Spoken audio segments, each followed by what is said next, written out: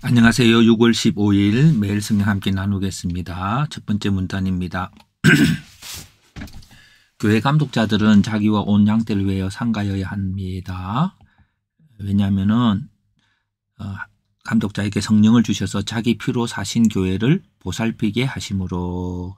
상간다고 하는 말은 집중하고 조심한다는 것을 성령 앞에서라고 볼 수 있습니다. 성령께서 감독자가 되게 하시고 사역하게 하십니다. 성령께서 감독자가 되게 하시고 감독자로서의 일을 감당하게 하십니다. 네, 그러므로 성령 앞에서 상가해야 됩니다. 두 번째, 여러분은 내가 3년이나 밤낮으로 쉬지 않고 눈물로 각 사람을 훈계하던 것을 기억해야 합니다. 왜냐하면은 내가 떠난 후에 사나운 이리가 와서, 그게 이단 사슬이죠.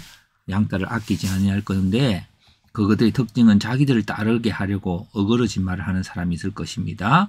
그런데 말씀이 그들을 이기게 하고 든든히 서게 하고 기업이 있게 한다고 하는 것입니다. 자, 나는 받는 것보다 주는 것이 복되다는 말씀으로 나누었다, 섬겼다는 거죠. 그래서 어떻게 해요? 먼저 아무 은이나 금이나 의복을 탐하지 않고 나와 동행들이 쓰는 것은 스스로 충당해서 손으로 일했고, 그런 모범을 보였고 약한 자를 도왔습니다. 바울은 사람들과 함께 기도하고 헤어졌습니다. 크게 울면서, 그리고 이제 그들이 전송을 받으면서 그렇게 했습니다. 자, 한 문장 요약입니다. 그들과 영원히 떠나야 하는 바울은 그가 가르친 말씀으로만이 하나님의 기업을 세울 수 있다고 말했습니다.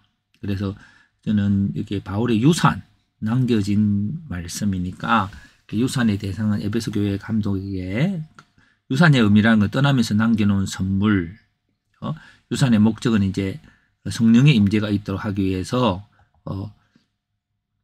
하나님께서 감독자에게 성령을 주셔서 자기 피로 사신 교회를 보살피게 하셨으므로 성령의 임재가 주가 되도록 해라는 거죠. 그러니까 말씀을 훼손한 자가 있을 것입니다. 그래서 그들은 자기를 따르게 하려고 하고 떠난 후에는 사나운 이리가 올 거다 그랬습니다.